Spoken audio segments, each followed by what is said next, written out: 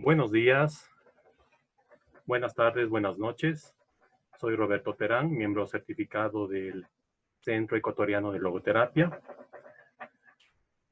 Muy agradecido por su presencia hoy día. También, igualmente, a quienes se integran por primera vez, bienvenidos. Este es el cuarto diálogo online que hemos planificado de otros que hemos tenido en semanas anteriores. Y nos hemos enfocado en diferentes temáticas. La primera fue miradas y compromisos ante el COVID-19. La segunda, abordamos el tema sobre la globalización, la comunidad. En el tercer tema, abordamos también el tema de la resiliencia. Y en esta ocasión hablaremos sobre la vulnerabilidad y la trascendencia. Queremos también agradecer al a la Asociación Víctor Frank de Valencia, quienes nos han colaborado para el desarrollo de este evento. Igualmente agradecemos la presencia de nuestros panelistas, a quienes conoceremos más adelante. Pedimos a las personas, a los participantes, que durante el desarrollo del diálogo pueden realizar sus preguntas en la sección preguntas y respuestas de esta plataforma. De esta manera podríamos nosotros organizar de mejor manera las preguntas para ponerlas a consideración de nuestros invitados. Bien, vamos en este instante a conocer a cada uno de nuestros panelistas invitados del día de hoy. Bien, damos la bienvenida a José Luis Ginot. Él es médico oncólogo, es jefe clínico de oncología de radioterápica en el IVO, siendo uno de los más reconocidos expertos respecto al cáncer en la medicina española. José Luis ha publicado varios libros y artículos divulgativos sobre el tratamiento del cáncer y cómo afrontar la enfermedad. Nos gustaría también destacar su último libro titulado Al final de este viaje, que lo recomendamos ampliamente. Damos también la bienvenida a Pilar Ríos. Ella es economista, pero como ella nos ha resaltado, sobre todo es madre. Ya en este diálogo seguramente nos comentará el sentido que para ella tiene esta palabra, y pertenece también al grupo de ayuda mutua llamado Renacer en la ciudad de Valencia. Este grupo fue fundado en Argentina en el año de 1988 por el matrimonio Berti, y actualmente los encontramos en casi todos los rincones del mundo. Son grupos formados por padres y madres que han perdido un hijo o una hija. También damos la bienvenida a Eliana Ceballos, que en esta ocasión va a desempeñarse como moderadora de este diálogo. Ella es psicoterapeuta especializada en humanismo, gestal, prosocialidad y logoterapia. Con esta presentación vamos a dar paso a Eliana para iniciar ya nuestro diálogo de hoy día. Bienvenidos. Hola a todos. Y bueno, yo creo que ya es momento de que Pilar y José Luis también se dejen ver, es decir, enciendan sus videos de hola, hola Pilar, bienvenida, bienvenido José Luis, para estar los tres juntos porque este diálogo lo hemos pensado eh, desde el mismo concepto que hemos venido haciendo estos cuatro diálogos que Roberto nos ha comentado antes, ¿verdad? Porque la pandemia o esta situación crítica que hemos vivido y que a todos nos ha dejado pausados en la vida, nos ha permitido también descubrir la fertilidad de un momento que, como toda crisis, también es el camino de emprender nuevos retos, nuevos desafíos. Y uno de los desafíos es precisamente entender esto de la vulnerabilidad, entender esto de la trascendencia, y qué mejor que hacerlo por medio de un diálogo, porque el diálogo es exactamente el camino más viable que desde la logoterapia y creo que desde la humanidad todos buscamos, es decir, provocarnos el hecho de compartir, no de debatir, sino de provocar una reflexión y al mismo tiempo ir pensando juntos, ir dialogando juntos, porque significa escucharnos, significa aceptar nuestras diferencias y significa también integrar esas diferencias, ya dejar a un lado la diferencia y empezar a pensar en la diversidad en unidad, que es uno de los grandes sueños de la logoterapia que dentro del análisis existencial de Víctor Frank se llamaba monantropismo. un ideal, una utopía, el hecho de ser uno, una sola humanidad en un lindo y un solo hogar llamado esta Tierra, este planeta. Bueno, no sé si es una utopía o es un ideal, tal vez es un hecho que todavía no nos hemos dado cuenta y no advertimos con la claridad que deberíamos. Y los diálogos son un buen camino. Y hemos nombrado este diálogo, José Luis y Pilar, lo pensamos, debatimos, José Luis hizo un gran aporte y ya iremos conversando sobre esta gran palabra que es la trascendencia. Y hemos nombrado este diálogo como vulnerables pero trascendentes. Así que vamos a empezar este diálogo por la primera noción, vulnerables. Existencialmente, sin duda, esta es una cualidad que todos compartimos, ¿verdad? Una realidad de esas igualatorias. Y es también una realidad existencial que esta pandemia nos ha dejado ver de manera cristalina y directa. Hemos visto no solamente la vulnerabilidad de nuestros sistemas de gobierno, de nuestros sistemas sanitarios, sociales, culturales, sino sobre todo una vulnerabilidad que nos ha asustado más.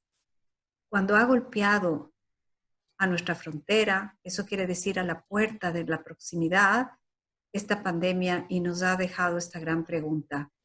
¿Y si me toca a mí?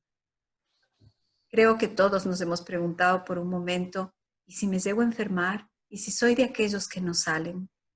Y hemos regresado a ver a los que amamos cerca, a nuestros padres, a nuestros abuelos, a nuestros hijos. Y hemos chequeado también cuán vulnerables somos frente a la posibilidad de que nos falte uno de ellos. Y este es el reto, este es el desafío que seguramente no vamos a agotar, pero vamos a enfrentar con José Luis y Pilar. Y te empiezo preguntando, José Luis, porque tú trabajas todos los días con esto, ¿verdad? Tu experiencia de oncólogo es una experiencia que seguramente se topa siempre con esta realidad de la vulnerabilidad. Me dicen que tengo cáncer, ¿qué hago? ¿A dónde voy? Y tú eres aquel que transmite eso, ¿no? Pero antes de que nos expliques cómo ves la vulnerabilidad desde tu trabajo, me gustaría que empecemos con algo personal y que me digas cómo lo has vivido tú, es decir, cómo has vivido esta vulnerabilidad desde lo personal y también desde esta experiencia tuya que la vida te ha permitido tener como tarea. Gracias, José Luis. Bienvenido. Gracias ante todo a todos vosotros y al Centro Ecuatoriano de Análisis Existencial y Logoterapia por permitirnos este diálogo. La verdad es que habrá muchas personas escuchando que podrían aportar tanto como nosotros porque estamos sensibles a ello, pero creo que vamos, Pilar y yo, a aportar nuestra experiencia, ¿no? Y cada experiencia enriquece. Efectivamente, yo he encontrado un paralelismo entre esta situación de fragilidad, de vulnerabilidad con los pacientes que vienen y de pronto en su vida aparece esa ruptura en su biografía, ¿no? De pronto aparece un cáncer y quizá por primera vez en la vida te das cuenta de que igual puedo morir, ¿no? O mi mujer puede morir, o mi padre, ¿no? La pandemia, la verdad es que tiene ese paralelismo porque ha habido un momento en el que ya no era algo que ocurría a otros, que por supuesto muere mucha gente cada día en África, en otros países, y sí, pero son otros, ¿no? Por primera vez en mucho tiempo ha habido una amenaza que es absolutamente global y para cualquiera, sin clases sociales, sin diferencias de riqueza, de pobreza, ¿no? En cuanto al riesgo o la posibilidad de contagio, ¿no? Entonces, verdaderamente yo lo he vivido como he tratado de buscar el paralelismo, bueno, ¿qué hacen los pacientes que vienen a mí, ¿no? Como ayer mismo, ¿no? Que veía a un paciente que estaba muy asustado, que había venido al hospital, ¿no? Y verdaderamente luego veremos cómo poder afrontar esto, ¿no? Pero descubrí una persona que por primera vez sentía esa fragilidad completa, esa vulnerabilidad, esa fecha de caducidad que todos tenemos, pero que no somos conscientes, y esas emociones nos provocan unos sentimientos. El sentimiento es el sentimiento de miedo, de angustia, de inquietud, lo que acabas de decir. Me puede pasar a mí, le puede pasar, y verdaderamente no dormíamos bien las primeras semanas, ya no solo por atender pacientes, sino por el propio miedo de decir quizás yo contagio a mi familia. Entonces ese miedo nos ha acompañado desde el primer momento, ¿no? La cuestión es que precisamente ese miedo no se debe quedar ahí. Nos lleva a elegir una actitud, que ahora hablaremos más, pero la primera reacción era inevitable. Es esa actitud de vivir en la amenaza continua, ¿no? Y es un estado de mucha inquietud, ¿no? Ahora seguimos hablando. Gracias, José Luis. Y Pilar, en la misma línea, porque claro, tú nos vas a contar ahora esa vulnerabilidad enlazada un poco con la experiencia que tú tienes de vida, y por la cual entiendo yo y comprendo que nos decías cuando hacíamos el cartel, nos decías, bueno, a mí ponme madre, porque es lo que me define. Y me encantaría que ese vínculo entre la vulnerabilidad que hemos sentido todos, como decía José Luis, nos la vincules con esa certeza con la que dijiste, me identifica madre. Cuéntanos, Pilar, ¿cómo lo has vivido tú? Y cuéntanos por qué esa afirmación. Bueno, buenas tardes a todos y nuevamente daros las gracias por poder compartir este espacio con todos vosotros. Yo te decía lo de madre porque cuando me preguntaste qué era para ponerlo, yo digo, a ver, Eliana, yo no estoy aquí por lo que se supone que soy, de mis estudios, mi titulación académica, yo estoy aquí por mi experiencia, ¿no? O sea, por lo que yo he vivido. Entonces, bueno, lo que he vivido es que perdí una hija hace 3 años y medio y quiero compartir esa experiencia para poder ayudar o lo que consideremos. Entonces, cuando me dices lo de la titulación, yo me acuerdo la primera vez que después de morir Pilu me preguntaron qué era y no me definía mi estudio. Yo decía, es que no soy eso, yo no soy eso. O sea, yo soy algo más. O sea, no puedo definir mi persona con lo que trabajo. Y entonces me di cuenta de una realidad maravillosa, que de lo que más orgullosa me sentía yo en esta vida es de ser madre. Y entonces, pues cuando me dijiste qué eres, yo te dije, soy madre. Y en calidad de madre vengo aquí a compartir pues lo que ha supuesto y sobre todo a dar esperanza. Entonces, la pandemia, ¿qué me ha supuesto? Pues, ¿cómo la afronté?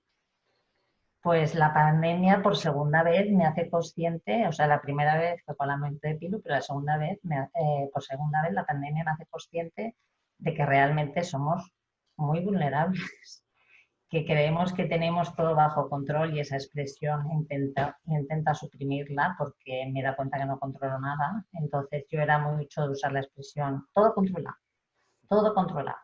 ya está todo controlado. Y de repente cuando me llaman por teléfono para decir que se ha muerto mi hija, no controlo nunca nada. Entonces ese sentir que no controlas, pues cuando vuelve a pasar lo de la pandemia, digo, fíjate tú, es otra situación que dices, es que esto no estaba, lo que has dicho tú, José Luis, ¿no? En la biografía, no estaba en la biografía, que de repente una hija tuya, una hija mía de 20 años se muera de repente, y no estaba en mi biografía, que de repente nos quedemos todos encerrados, ¿no? En una casa, con unas limitaciones, con una cosa que es inimaginable, parecía una película de ciencia ficción. Y sí que te tengo que decir que os tengo que decir que yo cuando pasa esta situación tan extraordinaria, pues lo primero que me salió fue darle gracias a mi hija porque ya me había enseñado ella a afrontar una cosa tan difícil. Esa fue mi experiencia. Gracias. Gracias, Pilar. Bueno, sí, me gustaría seguir en esa línea, fíjate, porque José Luis, dices, claro, la primera reacción generalmente es mirar la muerte propia o mirar la muerte de otros como una amenaza, ¿no es cierto? Una amenaza al yo, a esto que a veces nos adornamos tanto, ¿no? Se adorna tanto este yo, sea con los títulos, como decías Pilar, sea con otras cosas, ¿no? El ser humano se adorna este yo y claro, de repente la muerte te dice, hey, hey, hasta aquí llegaste y tú no puedes decir, dame tiempo, ¿no? No. Y claro, es como radical, este momento es tremendamente radical para la mente humana. Y tú decías, la reacción es de una amenaza, es miedo. Y por el otro lado, Pilar decía, agradecía a mi hija porque de alguna manera esa reacción ya se había vuelto una respuesta por mi experiencia previa. Ya respondí, ya no reaccioné, ya respondí. Me encantaría, José Luis, que nos ayudes a entender esta diferencia entre reaccionar y responder, para ver si después Pilar nos cuenta un poquito cómo lo ve ella. Yo creo que lo más impactante de esta situación es darse cuenta, tomar conciencia, ¿no?, de la realidad. Al fin y al cabo, las grandes preguntas que el ser humano se hace las tenemos todos. Lo único que hacemos muchas veces es posponerlas. Estoy muy ocupado, tengo muchas otras cosas que hacer, pero esas verdaderas grandes preguntas que tú has insinuado al principio, ¿no? Solo en momentos así, que pueden venir por la muerte de un ser querido o por una ruptura o por una pérdida del trabajo, por cualquier tipo de pérdida vital, son momentos cruciales, transiciones vitales, decimos, ¿no? También en logoterapia, ¿no? Como esa oportunidad que la vida nos da para preguntarnos qué sentido tiene mi vida hasta este momento, ¿no? De hecho, una de las cosas que nos da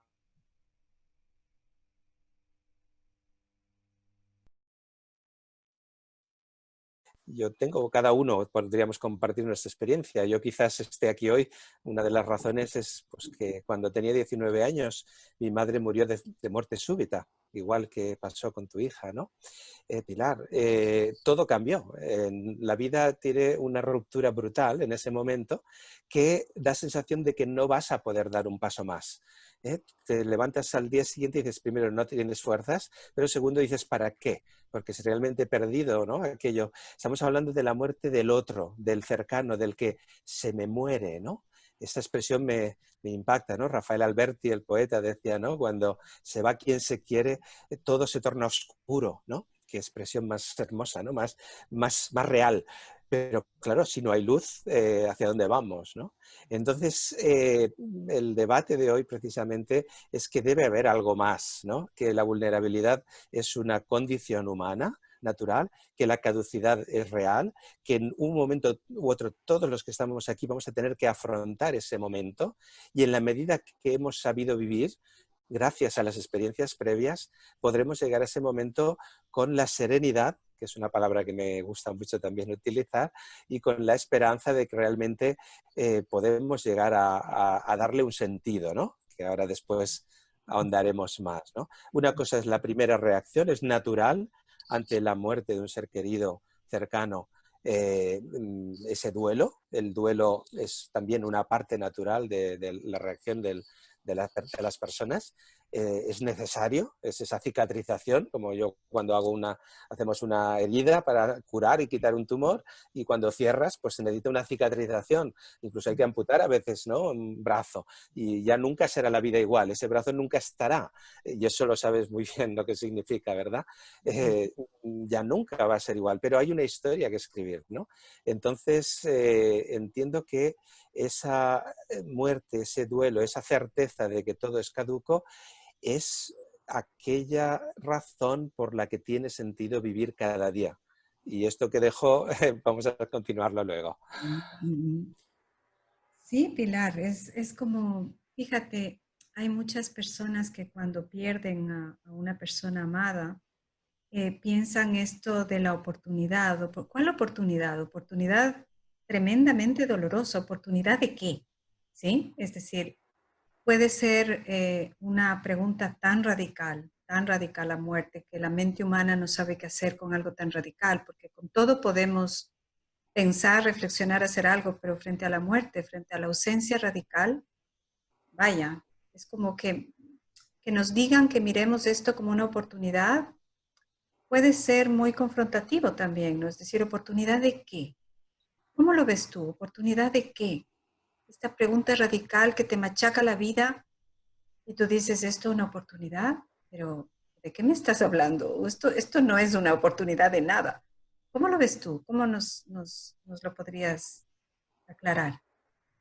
Bueno, pues realmente es una oportunidad, pero a la persona sufriente esa realidad y esa oportunidad hay un momento que no le interesa, ¿no? Porque en ese momento lo único que echas de menos es a tu ser querido. Entonces el crecer, todo eso, yo me acuerdo al principio, pues decíamos lo que estábamos aprendiendo de la vida. Comentaba con mis otros hijos y mi hija me decía, Patricia, mamá, es que no tengo ningún interés de aprender, ¿sabes? O sea, que hay un momento que dices, a ver, yo quiero a mi ser querido, yo no quiero aprender, ¿sabes? Pero bueno, hay un proceso que es personal y se tiene que pasar, que en el caso de un hijo en renacer decimos que no es un duelo, porque el duelo supondría como sanar, ¿no? Una situación y volver un poco a lo que eras antes, y nosotros nunca volvemos a lo que éramos antes. Para nosotros, la muerte de un hijo en renacer supone una transformación interior. Entonces, es que al principio tu ideal es volver a ser lo que eras antes, hasta que te das cuenta que lo que has aprendido en el camino, tú no quieres ser como eras antes, tú has visto la vida de otra manera, desde otra óptica, y realmente tu hijo te ha dado una oportunidad, una segunda oportunidad de vivir la vida de otra manera. Pero claro, esto es un proceso, entonces hay momentos y tiempos, ¿sabes? Y eso se va entendiendo, pues sobre todo con el trabajo personal. Y en nuestro caso, en los grupos Renacer, cuando vas viendo a otro padre que lleva más tiempo en ese proceso y cómo va a ir respondiendo, o sea que tenemos unos referentes que te apoyan en el grupo. Entonces, efectivamente es una oportunidad, pero el momento para decir que es una oportunidad seguramente no sea al principio.